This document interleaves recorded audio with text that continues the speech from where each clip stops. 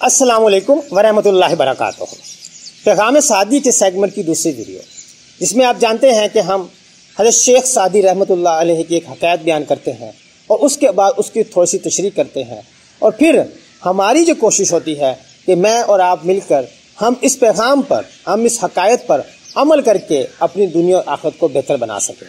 چلتے ہیں آج کی حکایت کی طرف، جو کہ کچھ ایسے حضرت شیخ سعدی رحمۃ اللہ علیہ فرماتے ہیں کہ میں نے سمندر کے کنارے ایک پادشاہ کو دیکھا، اس کے جسم میں ایک ناسور ہے اور وہ کسی دعا سے اچھا نہیں ہوتا، مدتوں تک وہ اسی میں مبتلا رہتا ہے، لیکن اس کے باوجود وہ خدائے واحد تعالیٰ کا شکر ادا کرتا رہتا ہے۔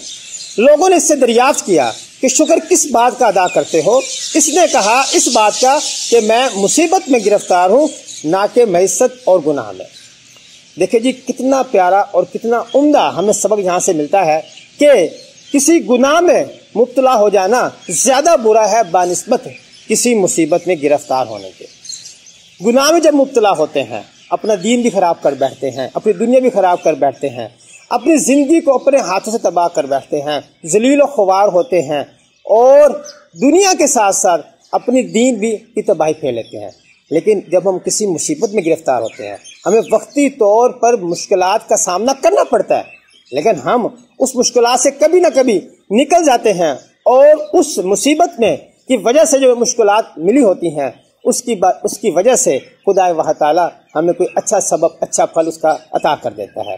اس لیے آج سے آپ ایک نیت اپنے ذہن میں رکھ لیں کہ اگر مصیبت میں گرفتار ہو رہے ہیں تو کوئی مسئلہ نہیں، آج نہیں تو کل اس مصیبت سے ہماری جان چھوٹ جائے گی، اور ہمیں اس مصیبت کے بدلے میں اس کا اچھائی بھی مل جائے گی۔ لیکن اگر ہم کسی معیشت یا گناہ میں مبتلا ہو گئے تو یقین کریں وہ ہمارے لیے زیادہ دردناک ہوگا۔